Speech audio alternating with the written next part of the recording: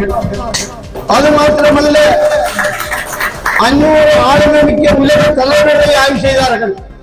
அதில் உங்களுடைய மகன் எங்களுடைய தலைவர் ஒரு தலைவனாக தெரிவு செய்யப்பட்டார். அவ்வாறான ஆளுமைகளையும் திறமைகளையும் அவருடைய ஆற்றல்களையும் நாங்கள் முன்பு கேள்விப்பட்டோம். இப்பொழுது பாராளுமன்றத்திலே நேரடியாக அவதானிக்கக்கூடிய ஒரு சந்தர்ப்பத்தையும் இறைவன் தந்திருக்கின்றார். இது எல்லாம் எங்களுடைய வன்னி மண்ணுக்கும் உங்களுடைய மன்னர் மாவட்டத்துக்கும் கிடைத்த பெரிய ஒரு சொத்தாகவே நாங்கள் பார்க்கின்றோம். இன்னும் ஒன்று, எங்களுடைய தலைவர்கள், மாநகர சபை தலைவர்கள் உள்ளூராட்சி மன்றங்களுடைய செயலை பற்றி சொன்னார்கள். நான் அமைச்சருடைய செயலாளராக 24 வருடங்கள் இருந்த வேளையிலே கௌரவ கைத்தொழில் அமைச்சராக இருக்கின்றார்கள். என்னை அழைத்து சொன்னார், வவுனியா மாவட்டத்தோட 4 சபை தலைவர்களிடம் கேளுங்கள், எவ்வளவு பணம் வேண்டும் என்று கேளுங்கள் சொன்னார்கள். நான் அந்த 4 சபை தலைவர்களையும் கேட்டேன். அவர்கள் தொகையை கேட்டார்கள், கௌரவ அமைச்சர்கள் கொடுத்தார்கள். ஆனால் நாங்கள் சென்ற கிழமை எங்களுடைய அதிகாரத்தில் இருக்கின்ற சபைக்கு 47 மில்லியன் தந்து கொடுத்து அடுத்த கிழமை அந்த பணத்தை மீள பெற்றுக் கொண்டார்கள். இவ்வாறான நிலைமைகள் இப்பொழுது இருக்கின்றது. எனவே அன்பார்ந்த சகோதரர்களே, இன்று நடைபெறுகின்ற இந்த விழா எங்களுடைய மாணவ செல்வங்களையும் எங்களுடைய பிள்ளைகளையும் வளப்படுத்துகின்ற, அவர்களை மேலும் உற்சாகப்படுத்துகின்றவர்களாகவே நாங்கள் பார்க்கின்றோம்.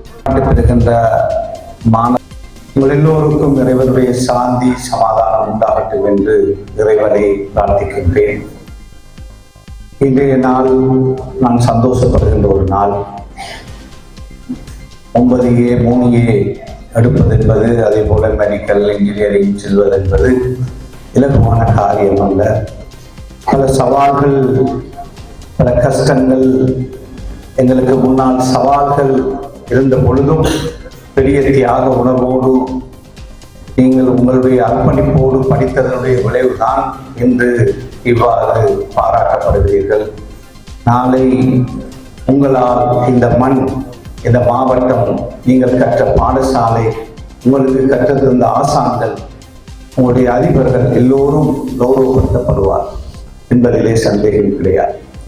எனவே நாம் ஒழுக்கம் உள்ளவர்களாக இருந்து கொள்ள வேண்டும். உங்களுடைய ஞானராஜ் பிரதிபலிப்பாளர் அவர்கள் கல்வி சார்ந்த ஒரு அழகான உரையை ஆற்றினார்.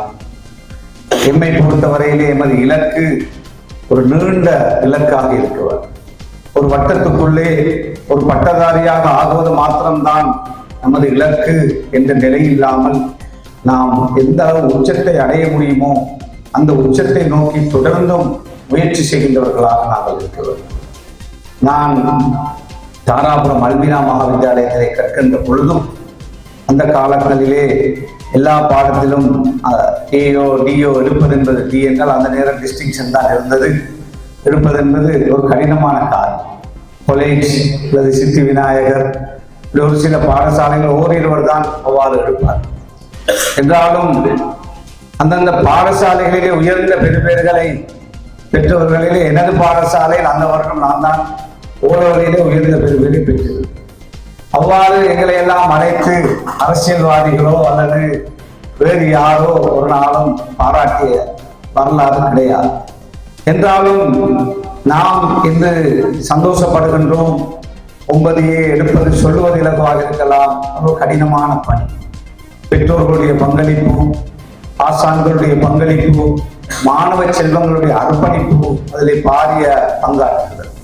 எனவே உங்களால் ஓலவலிலே 9 எடுக்க முடியுமாக இருந்தால் நிச்சயமாக ஏலவலை சரியாக படித்தால், சரியாக நேரத்தை செலவு செய்தால், விளையாட்டின்பால் சென்று விடாமல், சிலருக்கு ஏற்படுறது 9 எடுத்து விட்டோம் தானே என்ற உணர்வோடு சில வேலைகளிலே ஏலவலிலே நிலையான பெருபேறுகளை எடுத்த பலரை நாங்கள் பார்த்தோம். எனவே ஓலவலை விட ஏலவல் என்பது ஒரு பல்கலைக்கழகத்தை நோக்கிய ஒரு பரீட்சை. நமது நாட்டிலே எல்லோரையும் பல்கலைக்கழகத்துக்கு பாஸ் ஆகின்ற எல்லோரையும் எடுப்பதில்லை என்று உங்களுக்கு தெரியும்.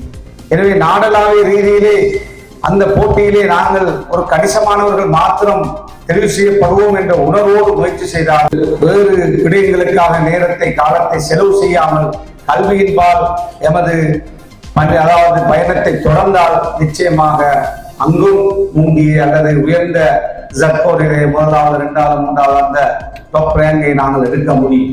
அதற்கான முயற்சிகளை நீங்கள் எல்லோரும் செய்ய வேண்டும் என்று ஓலவல் மாணவர்களிடத்திலும், ஏலவல் மாணவர்கள் நீங்கள் பல்கலைக்கழகம் செல்ல இருக்கிறீர்கள், சிலர் சென்று விட்டீர்கள்.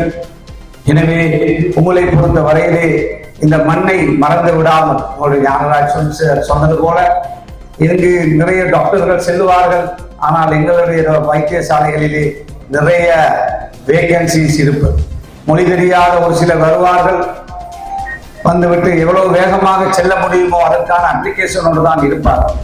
எனவே நீங்கள் எல்லாம் குறைந்தது ஒரு சில வருடங்கள் 5 வருடங்களாவது எமது மண்ணிலே வந்து நான் பணியாற்ற வேண்டும் என்ற உணர்வோடு உங்களுடைய பணியை செய்ய வேண்டும். எனது மகளும் ஒரு வைத்தியர் சொல்லுவார், ஒரு கடினமான பணியாக இருக்கிறது, படிக்கின்ற காலத்திலே அதனுடைய இவ்வளவு கஷ்டம் என்று தெரிந்தால் வேறு துறைக்கு நான் சென்றிருப்பேன் என்று.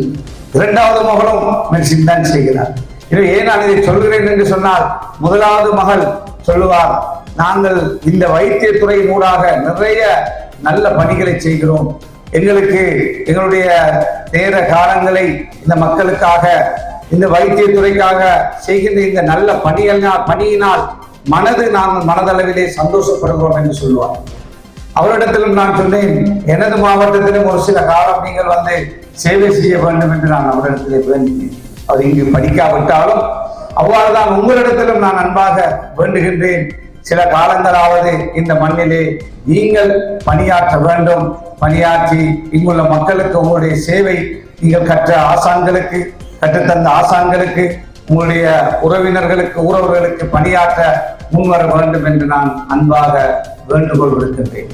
அதே போல நாம் மற்றவர்களுக்கு உதவி செய்கின்றவர்களா, மற்றவர்களுக்கு உதவியாளர்களாக நாங்கள் இருக்கிறோம். எங்களுடைய சக மாணவ செல்வங்களுக்காக, மாணவர்களுக்காக இருக்கலாம், அல்லது அருகிலே இருக்கின்றவர்களுக்காக இருக்கலாம், ஊரவர்களுக்காக இருக்கலாம், பாடசாலைக்காக இருக்கலாம். அந்த நல்ல மனப்போக்கும் எங்களுடைய வாழ்க்கையிலே வர வேண்டும். நான் மட்டும் வாழ்ந்தால் போதும் என்ற உணர்வோடு இல்லாமல் மற்றவர்களுக்கும் உதவ வேண்டும்.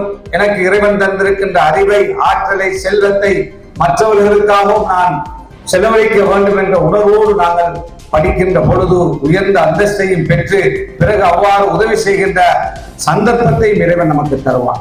நல்ல பண்போடு நீங்கள் வளர்ந்து உங்களுடைய எதிர்காலத்தை முன்னெடுத்து செல்லுங்கள்.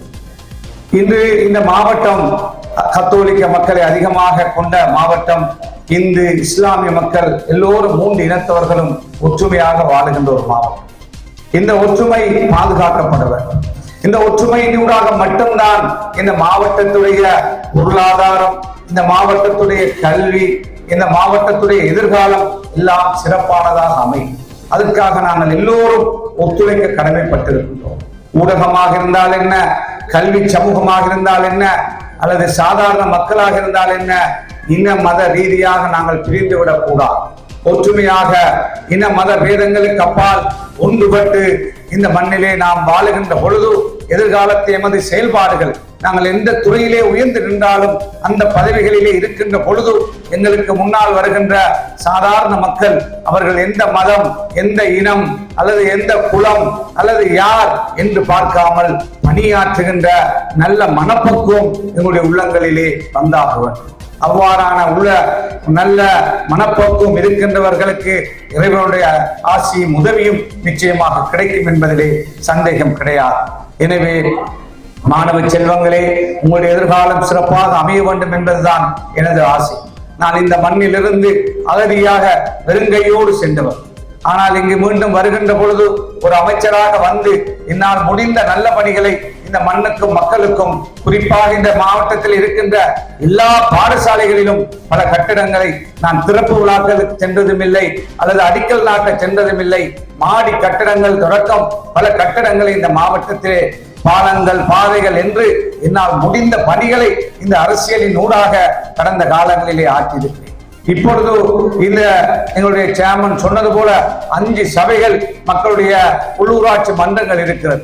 உங்களுக்கு இடையிலே நல்ல ஒற்றுமையை ஏற்படுத்தி இந்த மாவட்டத்திற்கான ஒரு 5 வருட திட்டத்தை அல்லது 10 வருட திட்டத்தை 5 சபைகளும் சேர்ந்து இந்த மாவட்டத்திலே எல்லா வகையில் இந்த மாவட்டத்தை முன்னேற்றுவதற்கான திட்டத்தை பிரதேச செயலகங்களோடு அரசாங்க அதிபரோடு ஏனைய இந்த மாவட்டத்தில் இருக்கின்ற கல்விமான்களோடு சேர்ந்து இந்த மாவட்டத்துடைய எதிர்காலம் இன்னும் ஒரு 10 வருடத்திலே இந்த மாவட்டம் எங்கே இருக்க போகின்றது என்பதை திட்டமிடுங்கள் என்று எங்களுடைய தவிசாளர்களுக்கு நான் அன்பான வேண்டுகோளை விடுக்கின்றேன்.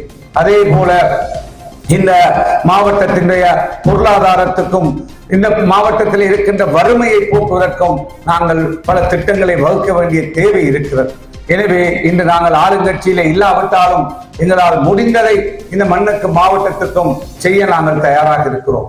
எனவே அந்த வகையிலே எங்களுடைய அனுபவத்தை வைத்து கடந்த காலங்களிலே ஆற்றிய அந்த பாதையிலே இந்த மாவட்டம் முன்னேறுவதற்கு எங்களாலான ஒத்துழைப்பை இன்ஷா அல்லாஹ் எதிர்காலத்திலும் கடந்த காலத்தில் வழங்கியதை போல முன்னெடுப்போம் என்பதிலே சந்தேகம் கிடையாது. எனவே மாணவ செல்வங்கள், நீங்கள் இந்த கண்ணியத்தை கௌரவத்தை இங்கு பெறுகின்ற நீங்கள் உங்களுக்கு கற்றுத்தந்த ஆசான்களை மறந்து விடாதீர்கள். பெற்றோர்களுக்கான அந்தஸ்தை கௌரவத்தை நாங்கள் இறுதி வரை நாங்கள் அவர்களுக்கு அந்த பெற்றோருக்கு நல்ல பிள்ளையாக எங்களுடைய பெற்றோருடைய மானம் மரியாதை கௌரவம் காப்பாற்றப்படுகின்ற பிள்ளைகளாக பல்கலைக்கழகத்திலே நாங்கள் அங்கு ஒரு திறந்த இடத்திலே நாங்கள் எவ்வாறு வாழலாம் என்ற ஒரு சூழல் அங்கு ஏற்படும். அந்தந்த இடங்களிலே அந்த கௌரவத்தை மரியாதையை ஒழுக்கத்தை பேணி நடக்கின்ற பிள்ளைகளாக எம்மை நாம் ஆக்கிக் கொள்வோம் என்று அன்பாக வேண்டிக் கொண்டு நிறைய நான் பேசவில்லை. இன்னும் முக்கியமான விழா நடைபெற இருக்கிறது, பாராட்டு விழா. அவருடைய பெற்றோர்களோடு மாணவர்களை இங்கு அழைக்கின்ற பொழுது அந்தந்த பாடசாலை அதிபர்களும் இங்கு வந்து இந்த கௌரவத்தை மாணவ செல்வங்களுக்கு வழங்க ஒத்துழைப்பு வழங்குங்கள் என்று கேட்டு வருகை தந்த உங்கள் எல்லோருக்கும் என்னுடைய மனமார்ந்த நன்றியை கூறி இந்த மாணவ செல்வங்களுடைய எதிர்காலம் சிறப்பாக அமைய வல்ல நாயன் அல்லாஹ்வை பிரார்த்தித்து விடைபெறுகிறேன்.